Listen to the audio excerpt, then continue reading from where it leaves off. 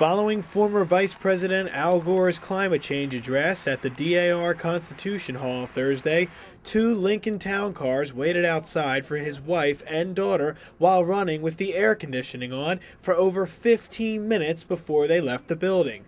The event's press release ironically recommended the public ride bikes or take public transportation to the speech. Despite this, the former vice president, who was greeted by protesters at the front of the hall, says the climate change crisis is getting worse much quicker than predicted.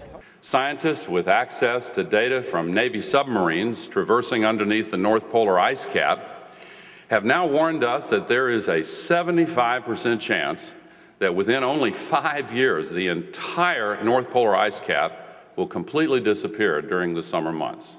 Gore says a sign of the threat getting worse is how strange the world's weather patterns have been. There seem to be more tornadoes than in living memory, longer droughts, bigger downpours, and record floods.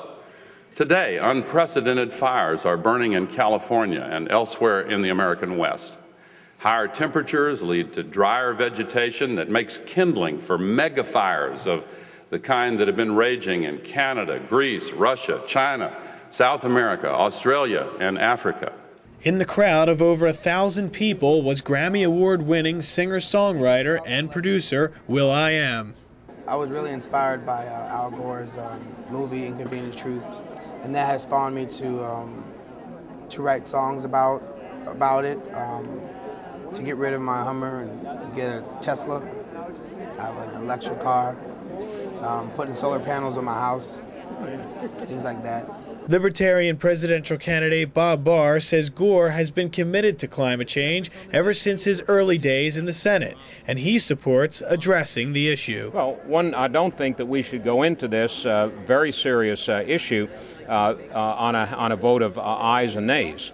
It needs to be based on scientific evidence, and in order to develop an appropriate, verifiable base of scientific evidence that will then form the basis for good policy decisions down the road, we have to listen to all the different voices out there.